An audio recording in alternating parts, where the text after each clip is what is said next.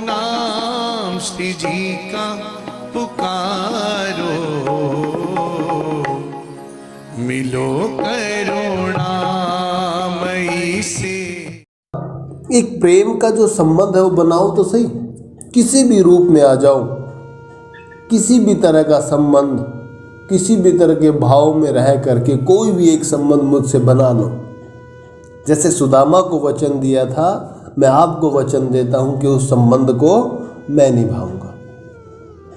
लेकिन एक बात है, तुम्हारी प्रीति सच्ची होनी चाहिए। अगर प्रीति सच्ची नहीं है, दिखावा है, अंदर झूठ है, तो मैं पहचान जाऊंगा कि ये सच नहीं है। सब कुछ जानता हूं मैं। तो तुम्हारी प्रीति सच्ची है, अन्यथा मैं उस संबंध को मैं निभाऊंगा। भगवान बनाने के लिए या भगवान बनाते हो आप जिम्मेदार हो। जो मंदिर में बैठा देते हो, बात तक करते नहीं हो, कभी ये नहीं कहते कि हे प्रिया प्रीतम, हे श्री श्यामा श्याम, भोग लगा दो, ये जल है, ये पी लो, भोग तो छोड़ दो, ये भी नहीं कहते कि पी लो। दिन में खुद नींबू पानी पीते रहेंगे, रूह अफ़ज़ा पीते रहेंगे, दूध पीते रहेंगे, कभी दिन में मेरी याद ही नहीं करते। कभी बना के पिलाओ तो सही, तुलसी दल डाल लो, प्रेम तो करो, मैं भी प्रेम करूँगा।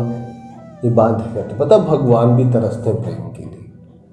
माधवदास बाबा हो गए, सुदामा जी के लिए व्याकुल थे। सुदामा जी के लिए पता है कि कब मेरा जोर चले तो मैं सुदामा के परिवार को अपने हाथों से खिला दूँ, सुदामा को मैं स्नान करा दूँ। पता है जब चरणों की सेवा आई ना, परात का जल था ना, वो एक पद भी है, हाय कितने दिन बीत गए सखाए, वो मतलब छुआ नेत्रों से, अश्रुओं से चरण अभिषेक किया था। हमने एक ही यार बनाया था जिसका नाम कन्हैया था, जब तक बिका न था मेरा कोई मोल न था, तूने खरीद के मुझे अनमोल बना दिया। तो ये सुदामा जी के भाव थे कि जब तक बिका न था मेरा कोई मोल नहीं, तूने खरीद के अनमोल कर दिया। तो ऐसा ये लीला है।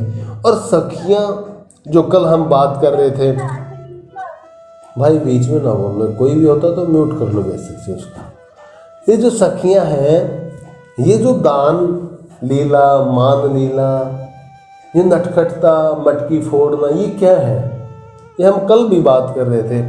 ये पता है वही ऋषि हैं, ये वो भक्त हैं पिछले जन्म के, द्वापर के, सतयुग के, जो हर उनकी तृष्णा यही कहती है, तुलसी कबीरदास जी की तरह, कि हर बार वृंदावन मिले, काशी मिले, लेकिन वैकुंठ में जो सुख है वो नहीं है, जो सत्संग में जो सुख है वो वैकुंठ में नहीं है।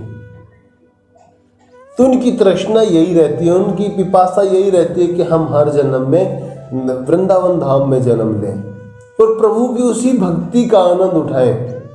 हम विषय वासनाओं में फंसे रहते हैं। भक्त की हर समय चाहत क्या होती है?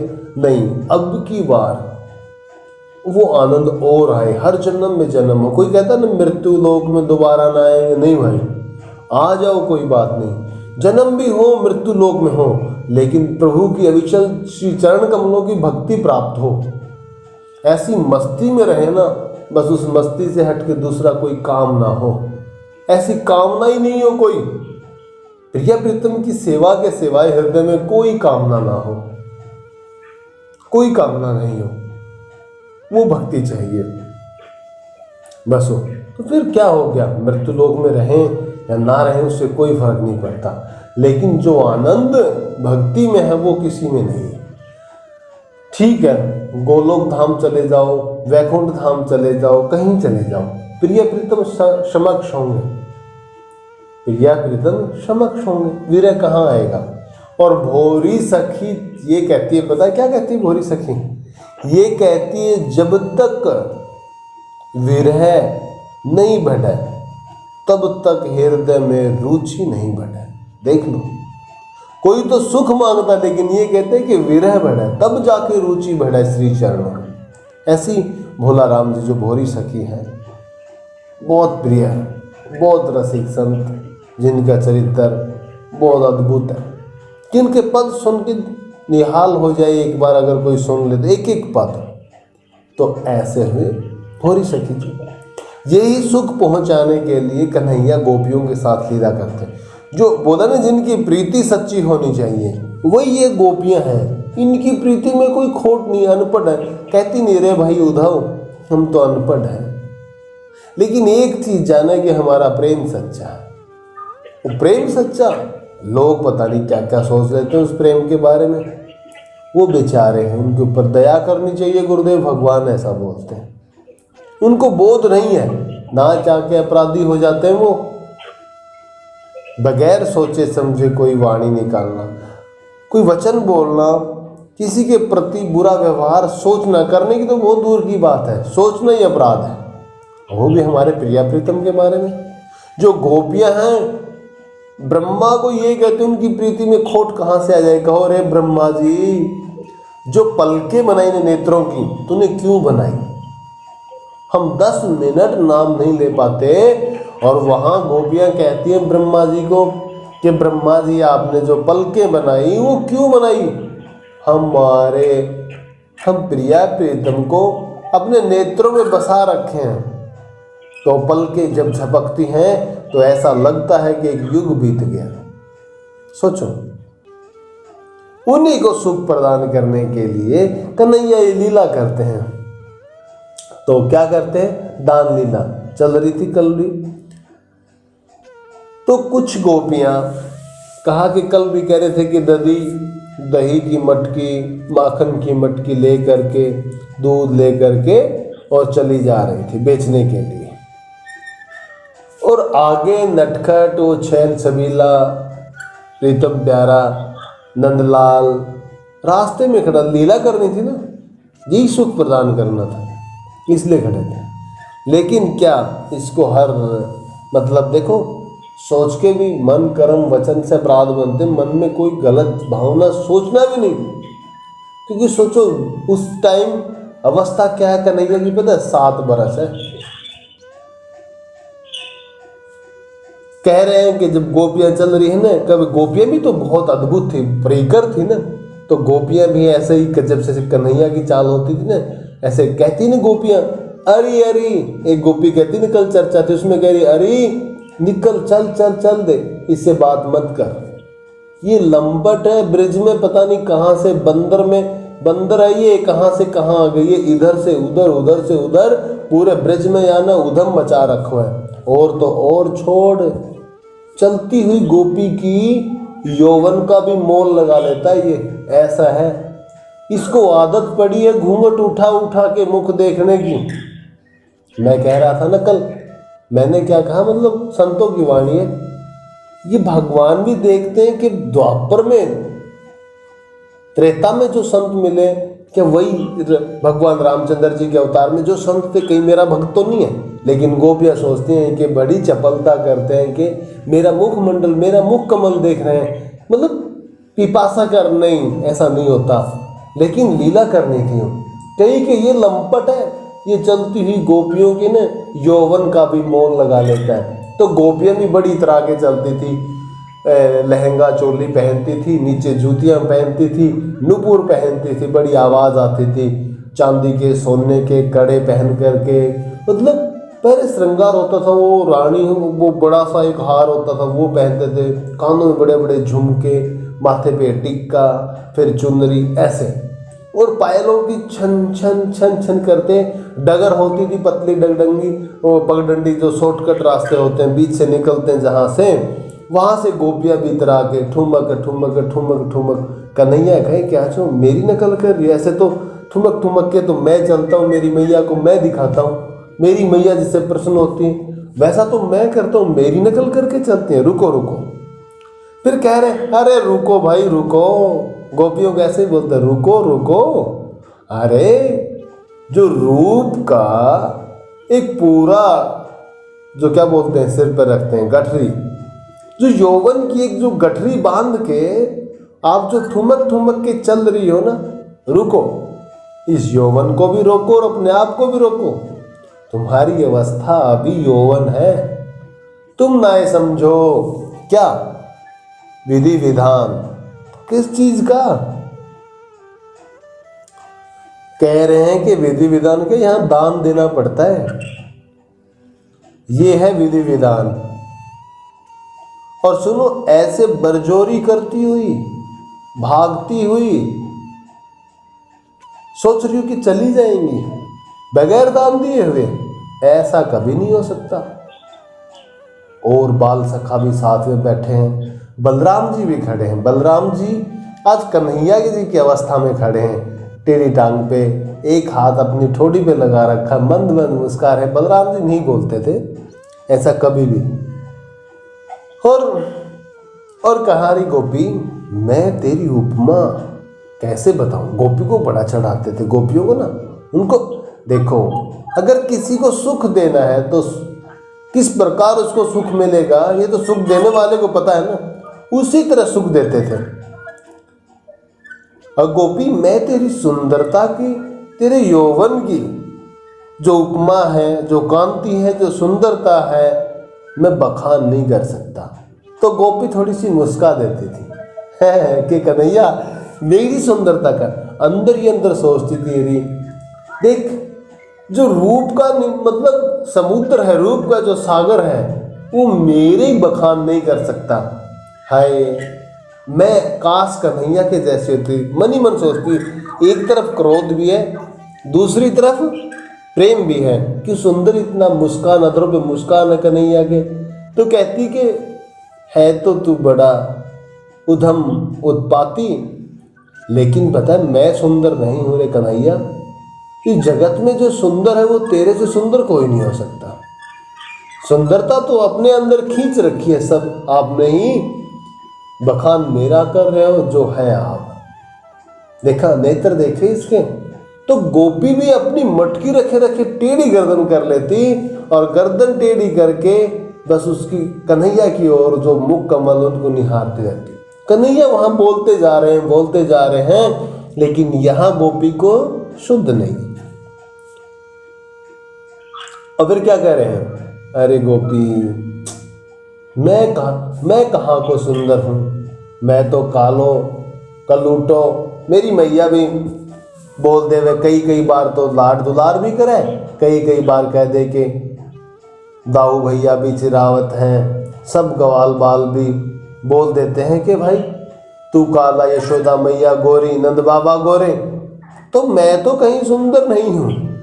सुंदरता की बात करूं तो सुन, तेरे घूंघट से तेरा मुख कमल जो चमक रहा है ना, वो तेरी सुंदरता को बखान कर रहा है। गोपी फिर मुस्काई, कहा कि कैसे बताऊं, जैसे बादलों में चांद घिरा होता है ना, ऐसे घूंघट में तेरा मुख कमल नजर आ रहा मेरे को। गोपी को इतना सुख प्रदान, गोपी शरीर में गोपी दिख रही, लेकिन अंदर एक जीव है ना, और भक्त और भगवान बस। और यहाँ प्रेम का आदान प्रदान हो रहा है किससे, वाणी से। वो उनको सुख, और किसके, दर्शन मात्र से, वाणी से भी नहीं, दर्शन मात्र से सुख प्रदान कर।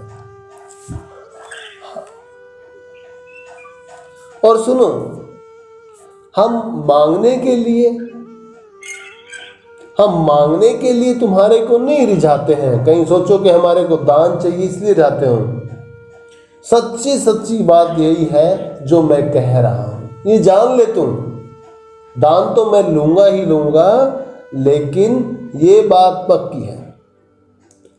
और नारायण भगवान ये कहते हैं, अब देखो नारायण नाम जोड़ दिया, लेकिन ये नहीं कि स्वरूप आप ही हो साक्षात। नारायण भगवान ये कहते हैं कि मुझे पता है तुम अभी इस ब्रज में नई आई हो, अभी पहचान नहीं हुई हमारी, हो जाएगी तुम चाहेगी तो, लेकिन जो दान देना है वो दान तो तेरे को दे के जाना ही होगा। अच्छा, और गोपी कहती है, अभी ये बात सुनकर के गोपी भी थोड़ी सी टेढ़ी मेढ़ी थी ना, आई थी उधर से, नई विवाहित थी, तो अपने जो मायके में, अपने मैया बाबा के पास, अपने गांव में कोई होता नहीं, लड़की का होता ही है। तो कहती है और कहते हैं कि कन्हैया तू मेरे से मत अटक, ठीक है, मैंने तेरे बारे में बहुत सुन लिया, मत अटक। और सुनो, ये चीर को मत खींचो, ना झटको ना, मेरी मटकी नीचे गिर जाएगी। और ऐसे मटको ना छैल। कन्हैया जो ऐसे मटक मटक के जो हरकतें कर रहे हैं, मेरे चारों तरफ कन्हैया चारों तरफ घूम रहे हैं गोपी के। गोपी बड़ी है, ये बाल स्वरूप में है, और ऐसी चाल कि गोपी कन्हैया की चाल को देख के मोहित हो रही है। कहती ऐसी मटक मटक के छैल, लीला ना करो। ऊपर से दिखावा क्रोध का, अंदर प्रेम उमड़ रहा है गोपी की। दधी की जो दही की मटकी है, गैल पटक दूंगी अभी नीचे, जिसको तू दान मांग रहा ना, सब यहीं पटक दूंगी, सब यहीं रख लेना, ठीक है। मैं सब जानती हूं तेरे बारे में, मेरी सास ने, मेरी ननंद ने और ब्रजबालाओं ने, सभी ने ये तुम्हारे बारे में, तुम्हारे सब गुण मेरे को बता रखे। मुझे बखान करने की कोई जरूरत नहीं, अगर कहो तो मैं बखान भी कर देती हूँ। कन्हैया रुक गए चलते चलते, पीताम्बर को हिला रहे हैं, छोटे छोटे हस्त कमल हैं उनमें, और ऐसी त्रिभंगी अवस्था में गोपी की तरफ देख रहे हैं। और अंदर सोच रही थी गोपी तो कितना भी अंदर से कुछ बोल ले, लेकिन जो प्रेम जो है ना हृदय में, वो तो चल ही रहा है। ये बात बोल करके फिर कन्हैया फिर मुस्कुरा देते हैं एक बार। और सुनो, कभी कभार अपने घर का कामकाज भी कर लिया करो। पूरा दिन ब्रिज की गलियों में भवन से एक भवन से दूसरे भवन दिन भर भटकते रहते हो। क्यों भटकते हो? अरे इतने बड़े गोप के बेटे हो, ब्रिज नंदन हो, तो घर में भी रुक जाया करो कभी। और मैंने सुना है नंद बाबा के पास इतनी गैयाएं हैं, 9 लाख गैया मैया है। इतना दान करते हैं तेरे घर वाले, इतना दान करते हैं। मैंने सुना मेरी सास से, मेरे पति से भी सुना है, और मैंने औरों से, मेरी सखियों से भी सुना है, जो अभी अभी नई नई सखियां बनी मेरी। और फिर भी तुम पराए मर्दों की जो पत्नियां होती है ना, नारी बिरानी, दूसरे की पत्नी, बिरानी को बोलते, दूसरे की पत्नियों को जो रोकते हो कि इसमें लाज शर्म नहीं है। तुमने पूरे ब्रज में दूध दही माखन की लूट मचा रखी है, और ऐसा कौन है जिसके साथ तुमने ऐसा नहीं किया हो? हर कोई तुम्हारे बारे में बुरा भला कहता है। कौन ऐसा है, या कोई तुम्हारे को ऐसा हो, या पूरा ब्रज तुम्हारे को खटकता हो तब ऐसी हरकत करते हो? कहते हैं कि अभी प्रभु हे नारायण, अब वो कहीं मानो, भगवान की संज्ञा दे दी, देखो नारायण अब कहाँ मान लो। और सुनो, और जैसी हैं जो गोपियां, उनके समान मुझे मत समझो। मैं बहुत उल्टे दिमाग की गोपी हूं।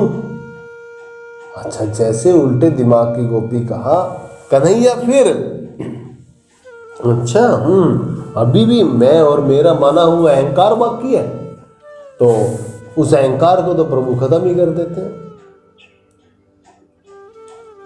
तो कहते हैं कि देखो, अगर हमारे से ज्यादा बातचीत करोगे या उलट पुलट चाल चलोगे, हम दोनों के बीच में यहाँ लड़ाई हो जाएगी, झगड़ा हो जाएगा।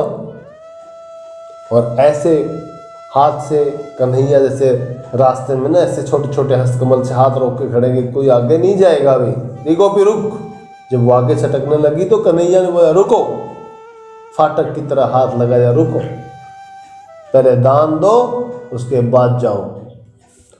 तो गोपी ने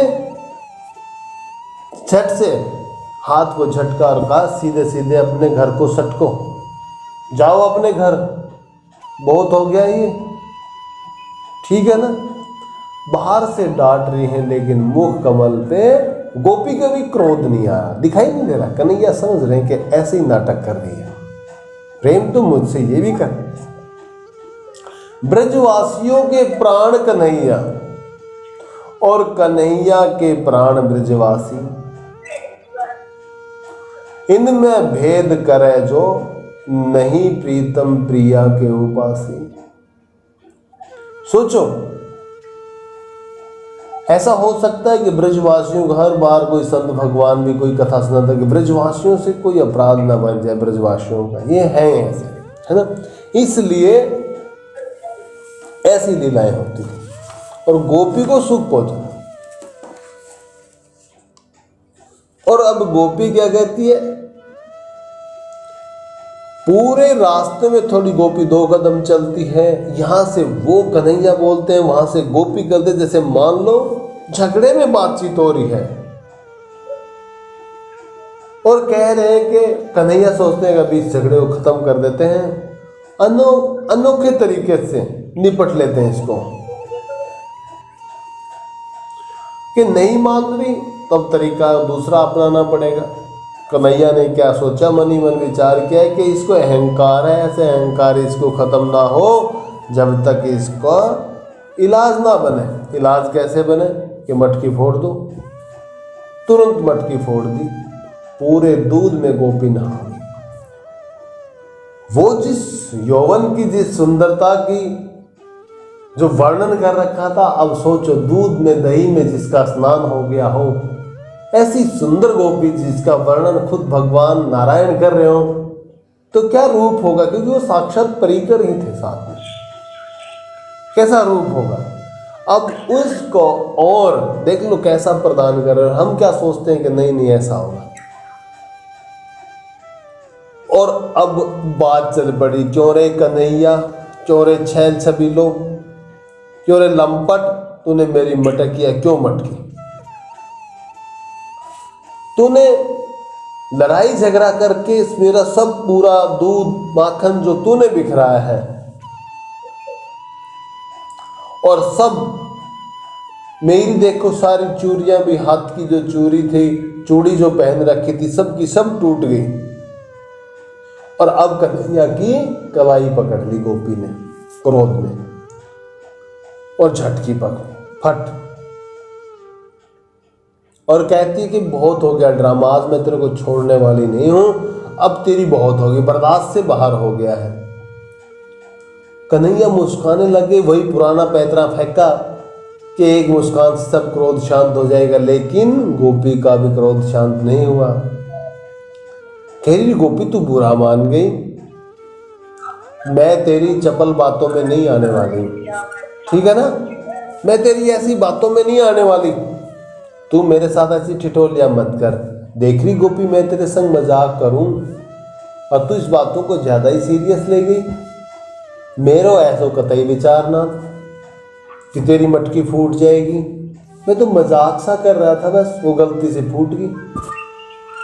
अच्छा गलती से फूट गई वो मटकी, ये देख मेरा क्या हाल कर दिया, मेरा इतना गोरस का, इतना दही का नुकसान कर दिया, मेरा परिवार इससे चल रहा था, और तू कहता है कि मेरा मजाक सा कर रहा था। नहीं नहीं चल, आज यशोदा के पास अब भी लेके जाऊंगी। अब तेरी नटखट की मैं एक बात भी मानने वाली नहीं हूं, तेरी एक भी चाल में मैं फंसने वाली नहीं हूं। मैंने तेरे को पहले बता दिया था ना कि औरों के समान तू मुझे मत समझ, जो औरों के समान मुझे समझ रहा है बदलो लूंगी अभी मैं। आज तक जितनी गोपियों के साथ तूने कुछ भी किया है उनका सब बदला मैं लूंगी, और मैं तेरे से डरने वाली नहीं हूं कि दोबारा मेरी मटकी फोड़ देगा, मेरा मार्ग रोक लेगा, मेरी डगर रोक लेगा, या मेरा कुछ भी हरण कर लेगा, मतलब या मेरा दूध दही माखन गिरवा देगा। इन बातों से मैं डरने वाली नहीं हूं। और मेरी कौन सी गरज पड़ी तेरे से, तेरे से क्या लेना देना मेरा, कोई वास्ता है। बड़ा होगा अपने घर में होगा, बड़े गोप का बेटा है तो नंद बाबा का बेटा है, यशोदा का बेटा है, बड़ा है तो ये उत्पात करने के लिए थोड़ा सा। गोपी ज्यादा क्रोध में आ गई, अभी बहुत क्रोध में हुई है कि बड़ा है तो अपने घर में होगा, और ऐसी ऐसी बातें करने के लिए बड़प्पन थोड़ी होता है। और कन्हैया अब सोचा कि गोपी ज्यादा गर्म हो गई, गुस्से में हो गई है, क्रोध ज्यादा कर रही है, तो अब मुंह बना लिया कि सोचो एक के बाद एक पैतरा, मतलब पहले मुस्कान का, अभी मुंह बना लिया कि रहम आ जाएगा और क्षमा कर देगी। यशोदा मैया के पास नहीं ले जाएगी। हर चाल मतलब देखो कैसे। लेकिन गोपी अंदर से, अब भी मान लो सच्ची बात है कि अब भी गोपी अंदर से क्रोध नहीं थी। सोचती थी कि इतनी ज़्यादा उलट पुलट हरकत करता, देखो कितना नुकसान कर दिया है, तो बहुत प्यारा, लेकिन ऐसी हरकत क्यों करता है, ये बात सोचो। सुख मिलता था, उस क्रोध में भी सुख मिलता था, मानती थी, लेकिन कन्हैया को नहीं दिखाती थी। कन्हैया अपने पैतरे के ऊपर पैतरे छोड़ते जा रहे, पहले मुस्कान का, अभी चुप का, अब मुंह बना लिया, नीचे गर्दन कर ली, जैसे अपराध हो गया, मैं अपराधी हूं। और यूं मैंने सुना कि कहते हैं ना कि मैं आपसे कोई नहीं जीतता आज तक, तो कन्हैया से कोई नहीं जीतता। कहता है अरे गोपी देख, आज क्षमा कर दे, मेरी मैया के पास मत ले चल, है ना, मेरी मैया के पास मत ले, वो बहुत डांटेगी, क्रोध कराएगी, है ना, लाठी से मारेगी, मत ले चल। अब देख बड़े नरम हृदय से बात कर रहे हैं कि गोपी, एक तो आवाज़ ऐसी है, एक मुंह की जो बनावट है ना, मुंह कमल की, वो ऐसी अवस्था कर ली कि गोपी बस उस पर मोहित हो जाए। एक अब बोल बड़े रसीले छोड़ रहे हैं, ये गोपी मत ले जा, मेरी मैया मुझे मारेगी, लाठी से भी मारेगी, बहुत दर्द होगा। तो ऐसी ऐसी बातें करें ना, तो गोपी कहते कि ठीक है, और फिर कन्हैया मानते नहीं, कहते आज की बात कोई अपराध नहीं होगा, आज की भई सो भई है, अब चल, अरे वीर अपने घर चली जा, आज क्षमा कर दे। तब गोपी कहती तू, मैं तो तेरे को क्षमा कर दूं, तेरा तो कुछ नहीं बिगड़ेगा, तेरी मैया तेरे से क्रोध कर लेगी थोड़ी देर, लेकिन मैं कैसे जाऊं, मैं घर जाऊं तो मेरे से मेरी ननद लड़ेगी, है, मेरी सास लड़ेगी, मुँह को ताने देंगी। और पता है ताने भी कैसे कैसे देते हैं, ताने भी कैसे कैसे देते हैं पता है, ऐसे ऐसे ताने दे, तेरा ही नाम लेके दे, तेरा ही नाम लेके ताने देते हैं। ननंद कहेगी तेरे वास्ते नैन अटके थे, तेरे नैन लड़े हैं, कन्हैया से प्रेम है तेरा, मतलब ऐसी ऐसी ताने देती हैं कि मैं ना अपनी गर्दन झुका के विवश होकर खड़ा होना पड़ता है। और एक बात और बता दूं, मैं नई विवाहिता हूं, मैं तो तेरे को जानती भी नहीं, मैं तो तेरे को जानती भी नहीं, लेकिन फिर भी तेरे नाम के ताने मुझे सुनने पड़ते हैं। और सुन, दूसरा माखन नहीं लेके जाऊंगी, चलो माखन गिर जाता, ऊपर से मटकी भी नहीं है, मटकी नहीं दिखाई देगी तो और जलेंगी और क्रोध करेंगी, कन्हैया तू मेरी हालत भी नहीं समझता। देखो अभी अब दोनों ऐसी समस्याएं खड़ी होगी, वहां कन्हैया कहता रही गोपी ना ले चल, मैया मोए मारेगी। अब गोपी कहती है कि नहीं, एक तो माखन नहीं है, ऊपर से सास ननद उधारे देंगे, मेरे पति को बताएंगी और ये कहेंगी कि ये मटकी भी नहीं लेके आई, और भी ज़्यादा जलेंगी कि मटकी तो बहुत घी की, दधी की जो मटकी होती है, पुरानी मटकियाँ होती है ना, तो वो बड़ी मतलब इतनी चिकनी हो जाती है उनकी अवस्था, वो मटकी बहुत प्यारी होती है, उसका कलर भी बदल जाता है, तो वो पुरानी मटकियाँ होती हैं। तो कहेगी इतनी पुरानी मटकी थी, वो बड़े इतने दिन से बनाई थी, उसको छोड़ के आ गई, फोड़ के आ गई, और भी ज़्यादा उलाहने देंगे। और पता है इतनी कुटिल कुचाल,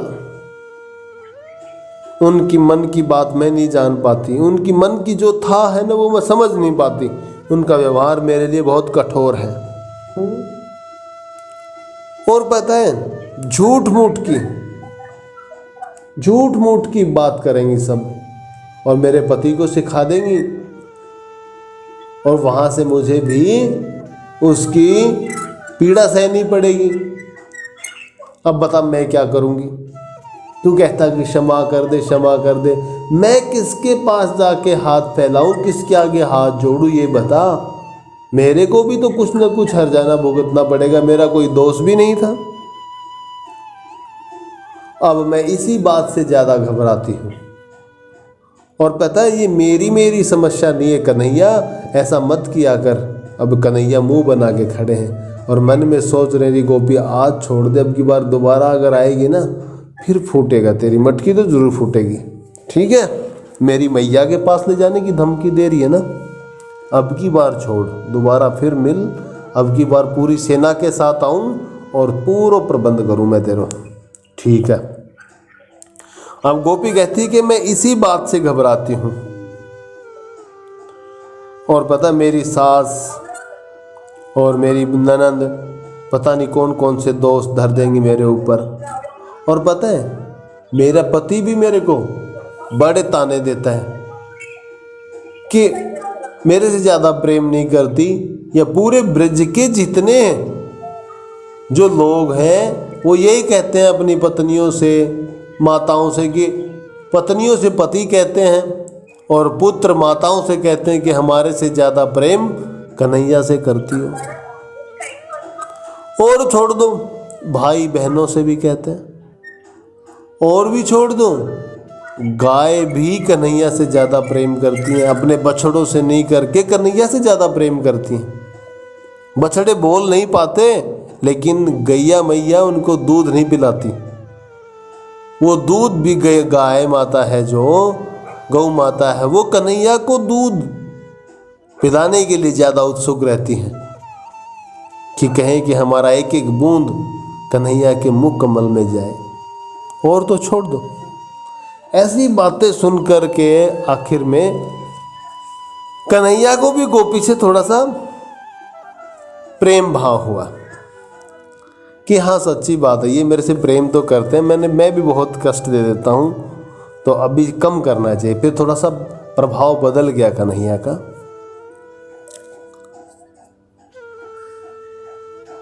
तो कह रहे हैं कि अभी ठीक है गरी गोपी, आज के बाद मैं ये जो पीड़ा आप लोगों को पहुंचाता हूं ये नहीं पहुंचाऊंगा। तो एक संधि कर लेते हैं। क्या संधि कर लेते हैं?